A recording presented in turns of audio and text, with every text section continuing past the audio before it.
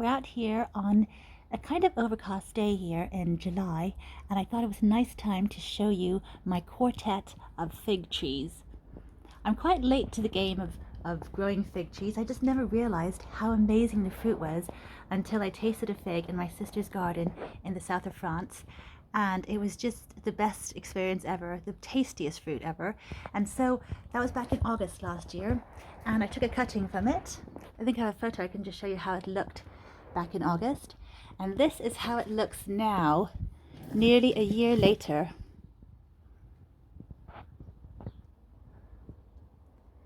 It is doing so well. I overwintered it indoors because I had taken the cutting at the wrong time of year, and I don't know how sensitive to cold it is because it's quite warm down there in the south of France.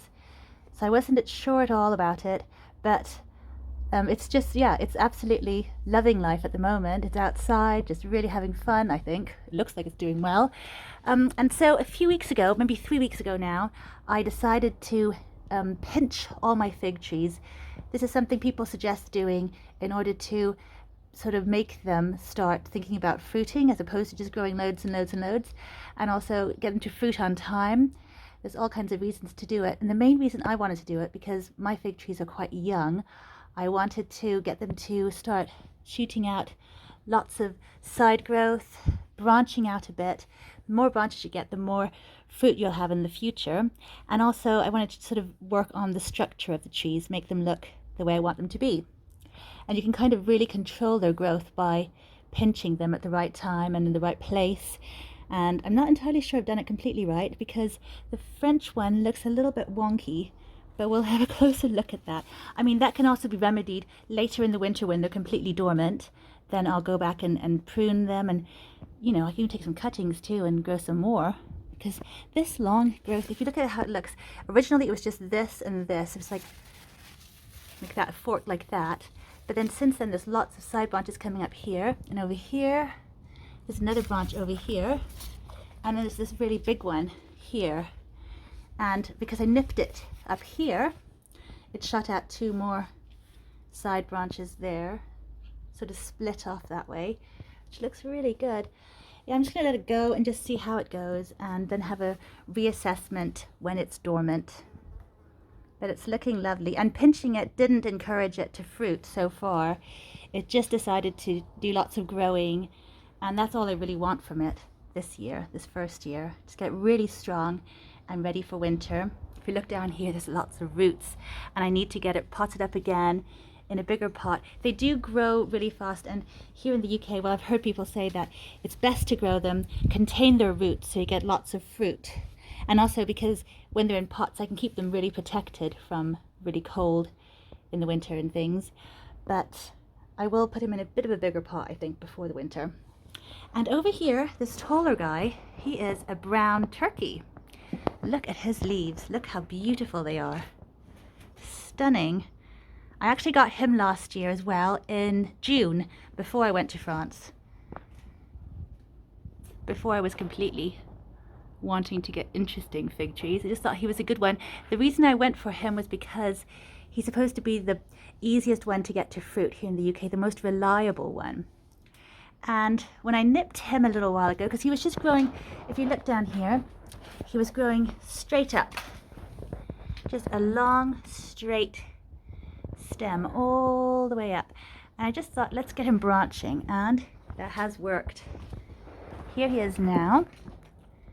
And he shot off some new branches. This one, and of course this one is just going straight up, but he's got one branch here.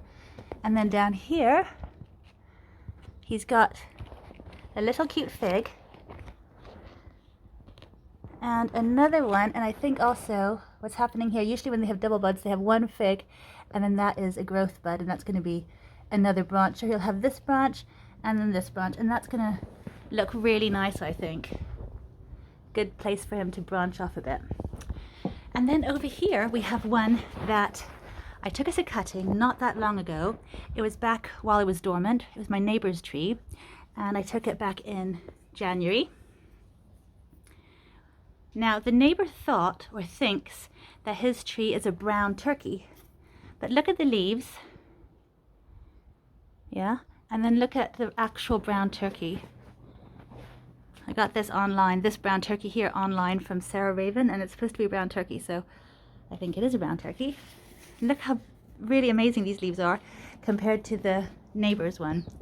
Now there are so many different cultivars under the brown turkey umbrella, so maybe it's just two different kinds of brown turkeys, but we'll have to see. Now the neighbor's tree is enormous and it's completely laden with figs. I have some photos I took just a few weeks ago, and I'll show you just how amazingly full of figs it still is now. They were all Baribas, so they were all ones that overwintered, and then they just started growing really fast, so they're really big now. I think they'll be ready to pick within the next few weeks if we get enough sun. But so when I nipped this guy, he already had some little double buds, which is what you look for. Then you're sure to get that one bud will be a fruit and the other one will be some branching or growth or foliage. And so nipping him a few weeks ago made him produce these fruits quite quickly after that. Just like within days the fruit started forming properly and developing. And I think we got four little figs in a cluster right around here. So I think it's just because that tree that the neighbor has is just so fruitful. And so even the little cuttings you get really fruitful.